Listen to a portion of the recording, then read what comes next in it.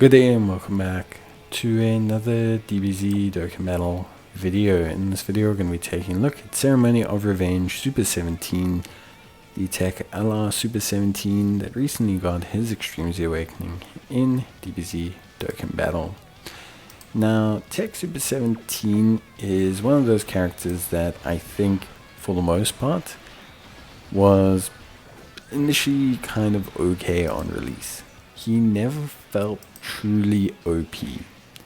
And I think when you have units like that, the thing is that players tend to kind of associate that with them still. Now, I think the way they DBZ Super 17 is really good. I think he is good. I think he works very well. I think he is exactly where you need him to be. And I think ultimately that's really all that matters. I think obviously there could have been ways to make him better, but I think for me he looks good, he feels good, he works on his major teams. I think there's one or two caveats which we'll talk about, but I think overall he's really solid. So in terms of lead, he's a GT Bosses or Android lead, 170% key +4. Bear in mind that my Android Super 17 is at 90% in his potential system, which is with level 1 or 2 links. His 12 key is greatly raising attack and raising defense for 1 turn, whilst causing colossal damage to the enemy and lowering their defense. This is important because he basically just gives himself a nice temporary boost, but lowering defense compared to lowering attack, not necessarily the most important. On his 18 key, however, he will greatly raise attack permanently, which is pretty helpful to give him some scaling. In terms of his passive, this is where things get exciting depending on how you view him. Attack and defense of 200%, chance of crit and damage reduction 17%. Additional key +2 per rainbow key sphere obtained. Doesn't sound like a lot, but wait. Per Android, target Goku or GT bosses, category allies attacking in the same turn, depending on which category is more, attack and defense of 50% up. Now things are starting to look a bit better, and definitely can be considered looking really solid. It's not hard for him to have a whole rotation of androids, target Goku or GT bosses. Remember, one of the best teams in the game right now is Omega Shenron, and that whole team is GT bosses, so your Android Super 17 is going to fit on there like a glove. When there's another android or target Goku category ally attacking in the same turn, creates rainbow key spheres, defense of 170% up, and damage reduction of 17%. This is the one that gives players a little bit of like not feeling too great. The reason for this is that it gives players a tiny bit of a conditional requirement, because ideally you want to have both categories.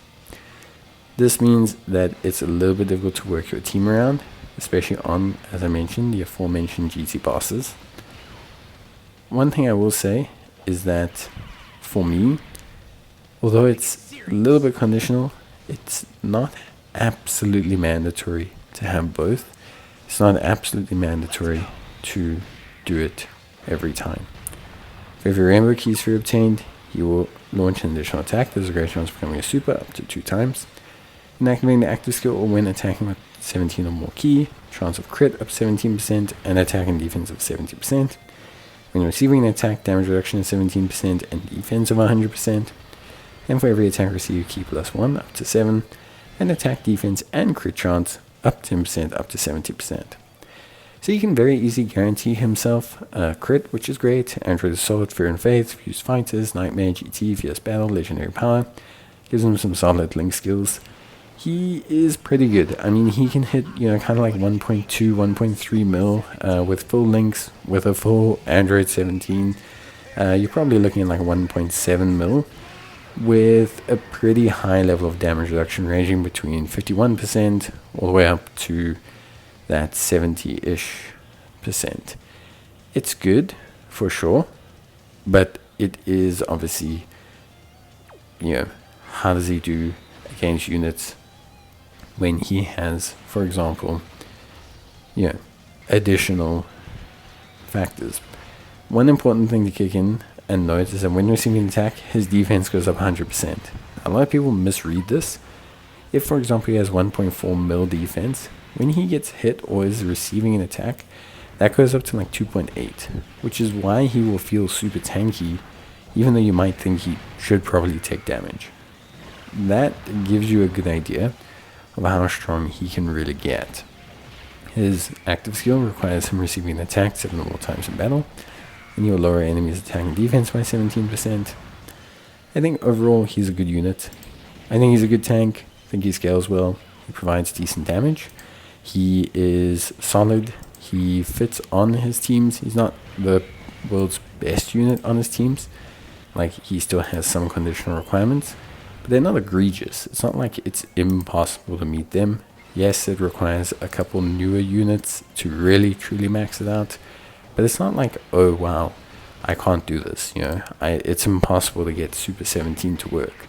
I think that's being disingenuous. I think he's relatively simple to make work.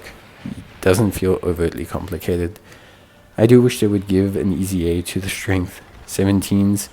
It would just be the best time to do it, and it would really allow this guy to absolutely shine to like his max degree. But you know, they can save that for another day, I guess, to give him a boost if they do it in the next 6 months. Could be interesting. But I think ultimately this guy is good. He feels good, functions well. I think he works on the teams he needs to work on, and for me that's ultimately all that matters. When you look at units like this, I think people get too caught up in looking at the nuances, and I think overall he's quite simplistic to use, and even though slightly conditional, I think he does everything you need him to do. Crit, easy build, very strong defensively, bit of utility with the active skill, orb changing, built-in additionals, scaling attack. I mean, there's nothing wrong with this unit. So for me, he's definitely very good. I think he works very nicely on a lot of teams. So yeah, good stuff.